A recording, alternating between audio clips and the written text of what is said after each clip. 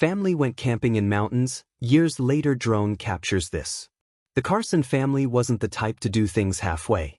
When they decided to unplug, they really unplugged. No cell phones, no GPS, just a paper map, a decades-old camper van, and the kind of wilderness only the Colorado backcountry could offer.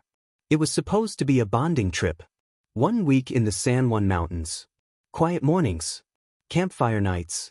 Stories under the stars. Daniel Carson had just turned 45, a high school science teacher with a love for astronomy and old national park brochures.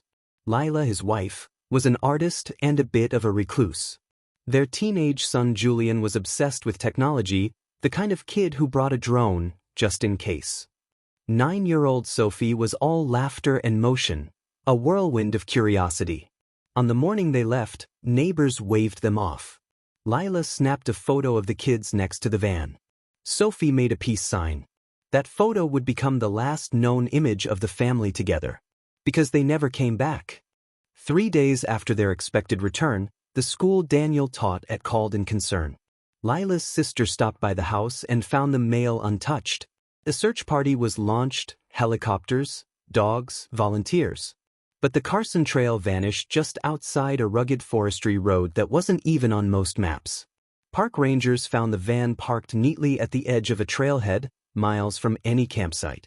Inside, uneaten food, blankets folded, Sophie's stuffed bear on the front seat. No blood. No signs of struggle. No sign they'd ever left the van. It was as if the forest had swallowed them whole. Years passed. The story became local legend. The Vanishing Carsons. Conspiracy forums dissected it. True crime podcasts speculated wildly. But with no new evidence, interest eventually faded. Until 5 years later, Julian's old drone was found in a forest by a group of hikers, nearly a mile from the van. The hikers turned it into local authorities, who, on a whim, managed to recharge and access the SD card. The drone's footage was largely damaged, degraded by moisture and time. But one segment, timestamped the day after the Carsons disappeared, was still intact. It started with footage of the forest canopy, moving slow, as if on autopilot. Then, suddenly, the drone dropped lower, tracking movement between the trees. There, on the screen, were 4 figures, unmistakably the Carsons, walking through the forest in a single file. But they didn't look right. Their steps were synchronized, too exact. Their faces were blank, expressionless.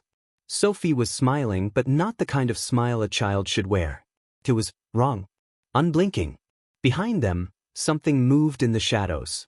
Something tall, too tall. And then the video cut to static.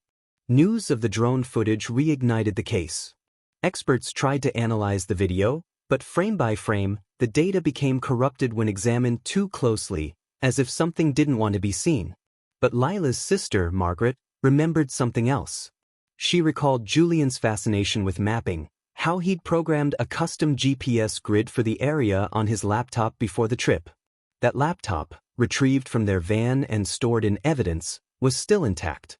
Inside, a folder was labeled Alt Path, Do Not Use. It was a hand-drawn map, digitally rendered, one that included trails not found on public park maps. Trails leading deeper, toward an area simply marked Echo Point. Margaret brought the map to the authorities. A new search was authorized. The new team hiked in using Julian's map. Echo Point was a high ridge that overlooked a valley choked with dense pine. From above, they could see a circle of trees unnaturally bent outward, like something had exploded from the center. At the heart of the circle was an object, a small camping tent, faded and covered in moss. Inside the tent, a sketchbook, water-stained, pages torn, but one page remained legible. Drawings of faces with no mouths, trees with eyes, Sophie holding hands with a shadow, and one word written again and again, reflection. Months later, an old forestry researcher named Hugh Talbot came forward. He said Echo Point had long been whispered about by local tribes, a place they avoided, where echoes didn't return the same sound you made. He called it the reflection room. It doesn't mirror you, he said. It remembers you. And then it replaces you. He told investigators about an old mining operation in the area, decades ago, shut down after workers started hallucinating. Some went missing.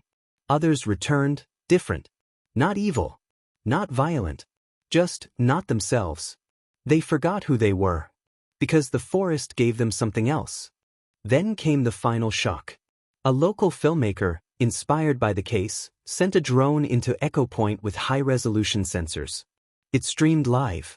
At first, nothing. Just wind and trees. Then it spotted movement. A girl.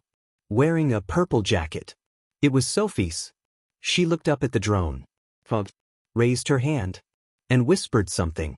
Audio picked up just 3 words. "We never left." Authorities returned immediately. But there was nothing at the site. No girl. No tent. No tracks. The drone that captured the footage had crashed. When retrieved, it showed only static, as if the feed never existed. But thousands had watched the stream in real time. Comments flooded in. People saw her. They heard her. That night, one viewer took a screenshot. On the edge of the frame, behind Sophie, were 3 more figures, holding hands in the trees. Daniel, Lila, Julian, smiling, still there, still waiting.